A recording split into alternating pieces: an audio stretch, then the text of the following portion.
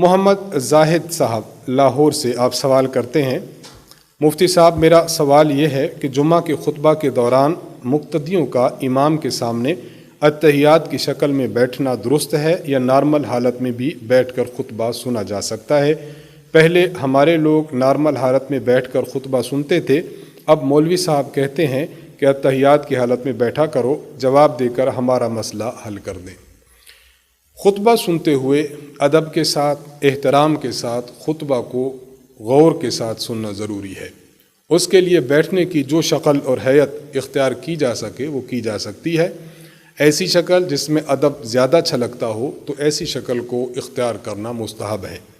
اس لیے علماء فرماتے ہیں کہ جس طرح نماز میں بیٹھا جاتا ہے اسی طرح اگر خطبہ میں بیٹھا جائے تو یہ اچھا عمل ہے اور مستحب عمل ہے، لیکن یہ واجب اور ضروری نہیں ہے۔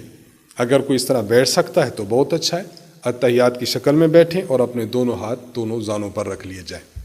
اور اگر کوئی چہار زانوں بیٹھنا چاہے تو وہ بھی بیٹھ سکتا ہے، لیکن شرط یہ ہے کہ خطیب کی طرف متوجہ رہیں اور ساتھ یہ ہے کہ اس میں سستی اور کاہلی آپ سے نہ چھلکے۔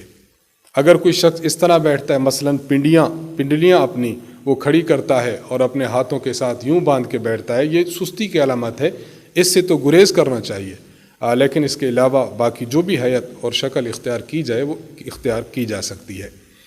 خطبہ کے دوران بیٹھنے کے متعلق یہاں ایک بات سمجھنا انتہائی ضروری ہے، وہ یہ کہ بعض مقامات پر جہاں لوگ خطبہ میں بیٹھتے ہیں تو پہلے خطبہ میں اپنے ہاتھ اسی طرح باندھ لیتے ہیں جس طرح نماز میں باندھے جاتے ہیں، اور دوسرے خطبہ میں اپنے ہاتھوں کو زانوں پر رکھ لیتے ہیں۔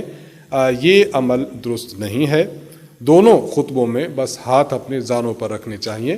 لوگ اس کو لازم سمجھتے ہیں اور پہلی خطبہ میں یہ اور دوسرے خطبہ میں یہ شکل اختیار کرتے ہیں، تو اس سے اجتناب کرنا چاہیے۔